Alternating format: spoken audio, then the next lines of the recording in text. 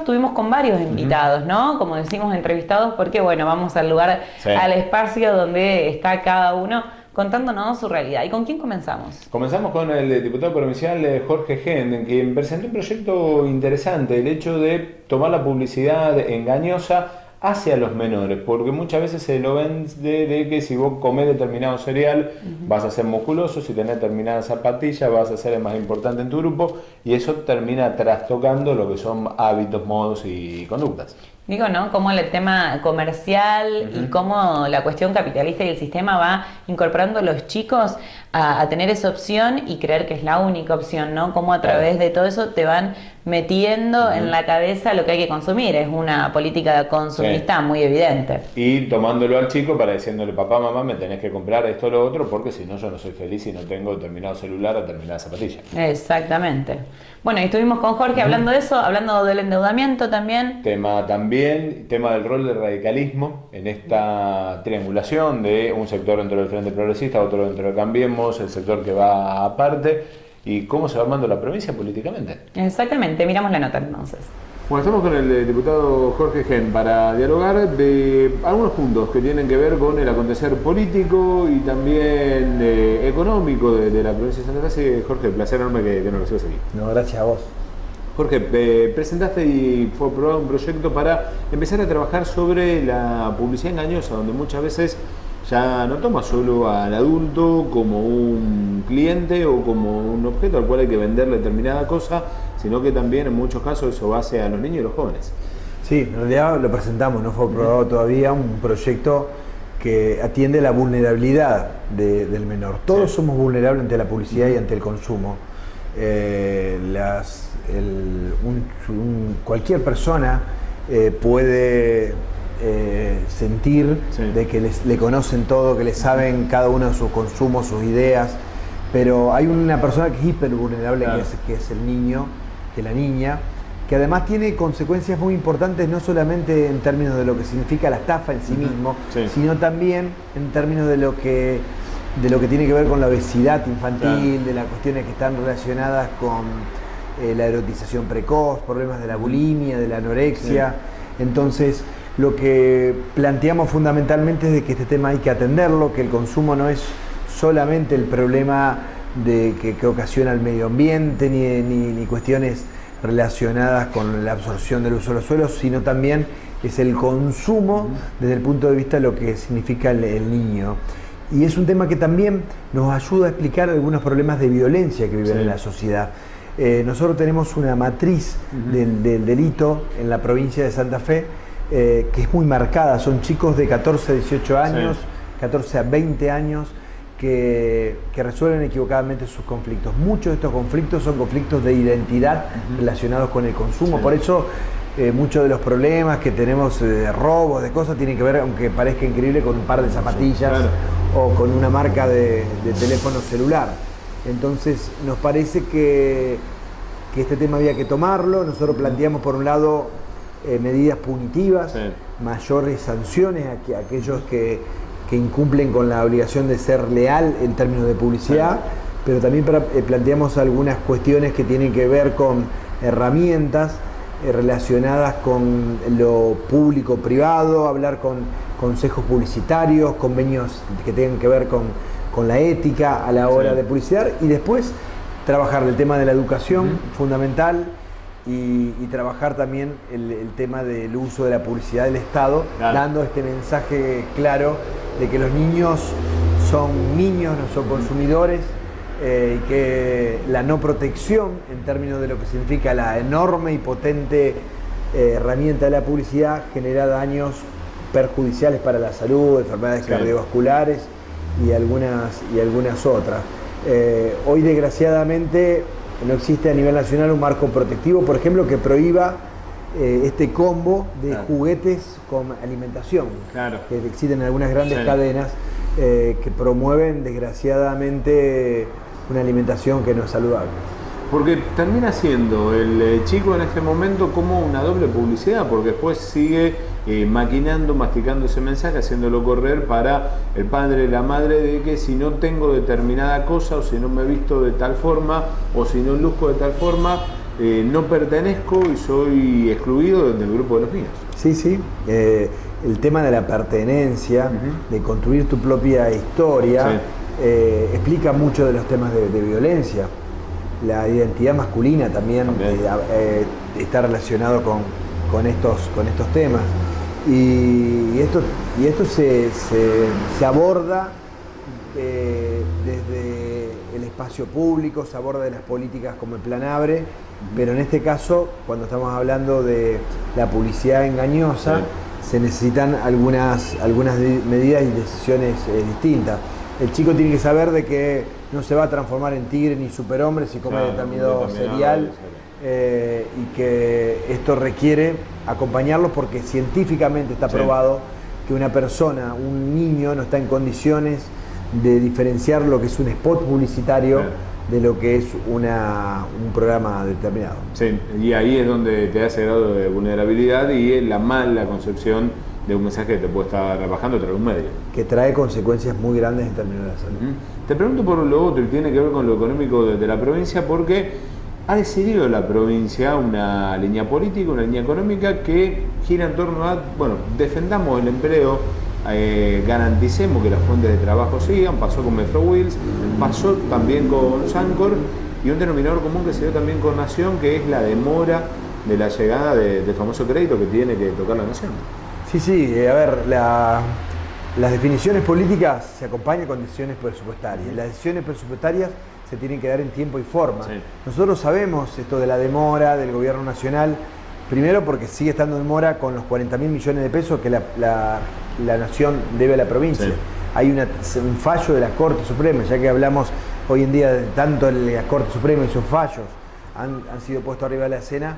Hay un fallo que obliga a la Nación a devolver 40.000 millones de pesos.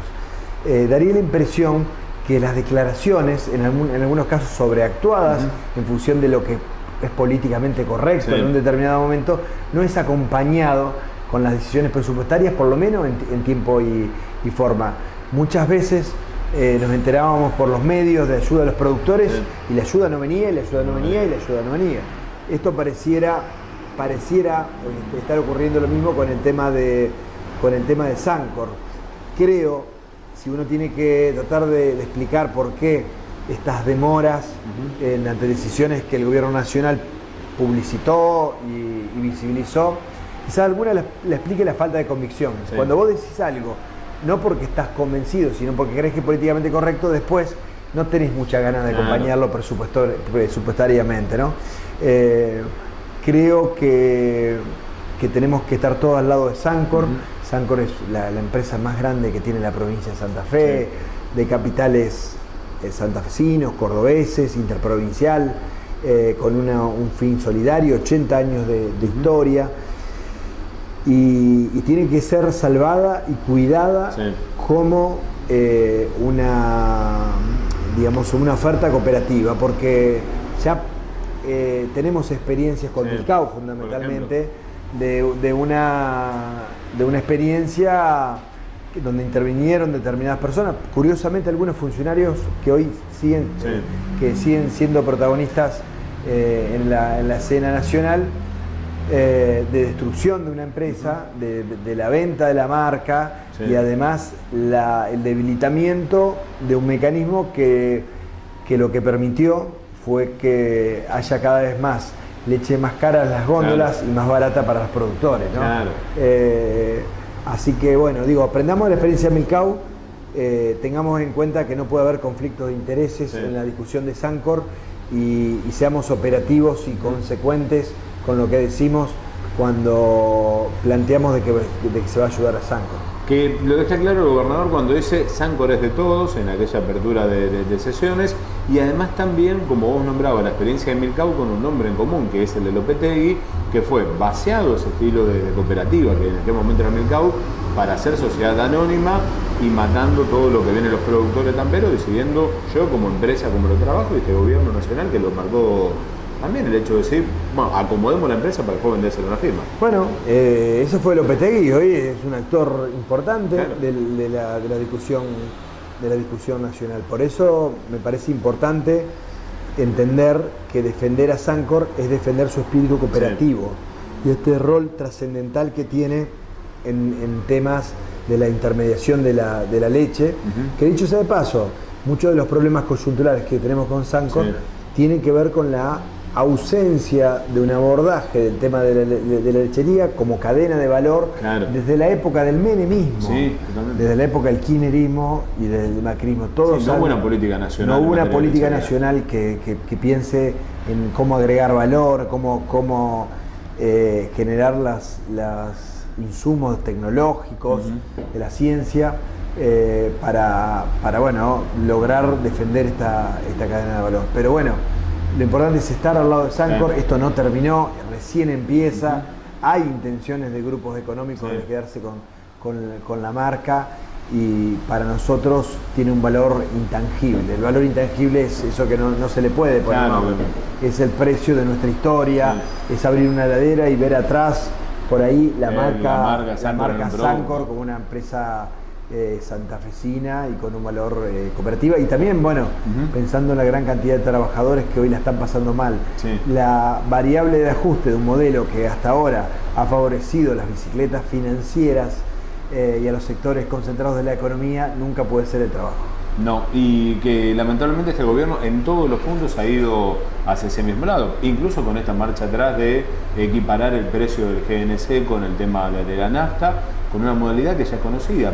Se tira el tema, y si el tema tiene una reacción negativa decimos, lo interpretaron mal, nosotros nunca lo dijimos de esta manera. Sí, porque no hay, este es un gobierno de derecha de lo posible, avanza en la medida que puede avanzar, y si no se hace políticamente correcto, entonces es muy común, lo vemos también con esta fenomenal movilización producto de un fallo de la Corte que va a permitir de que muchas personas que habían torturado, que habían matado, que habían secuestrado chicos, que habían tirado gente por los aviones, pudieran estar caminando en la calle con nosotros. No hay convicción por parte de la autoridad máxima acerca de esta política de derechos humanos. Entonces, yo no tengo la menor duda que una corte evalúa un fallo en función de un contexto político. Obviamente. Y si ese contexto político no le resulta favorable, no hubiera habido fallo. Entonces, aparece este tema y inmediatamente aparecen los discursos coacheados, ¿no? Esta cuestión de decir, yo nada que tenga que ver con la impunidad, pero además no van nunca, fíjense en la declaración, nunca al núcleo del tema, que es: estamos en contra de cualquier medida que genere impunidad en términos de derechos humanos, de delitos de lesa humanidad. Algunos dicen, por ejemplo, con la impunidad nada, para ser indirecto. El otro, ¿estás convencido o no?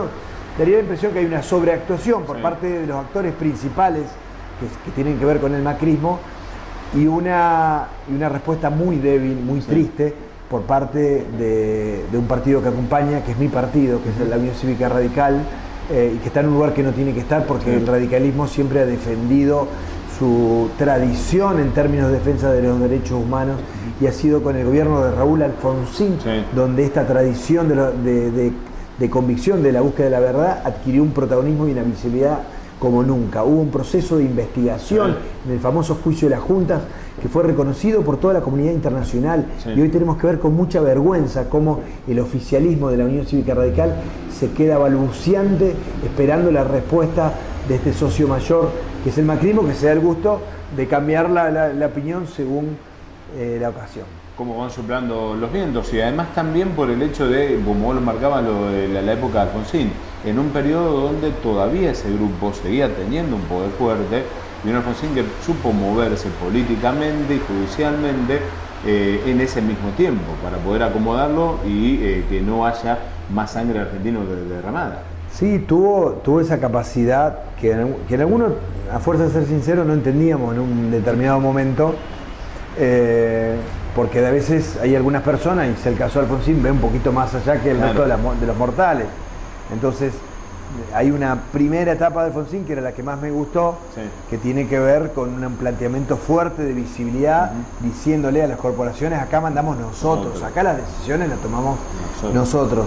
Lógicamente que después apareció una segunda parte donde estas mismas corporaciones, el sector militar, los sectores conservadores de la iglesia, los capitanes de la industria que se decían en ese momento, empezaron a jugar ante un gobierno progresista, democrático y que buscaba disciplinar a estos sectores que toman decisiones en contra de las grandes decisiones de los sectores populares.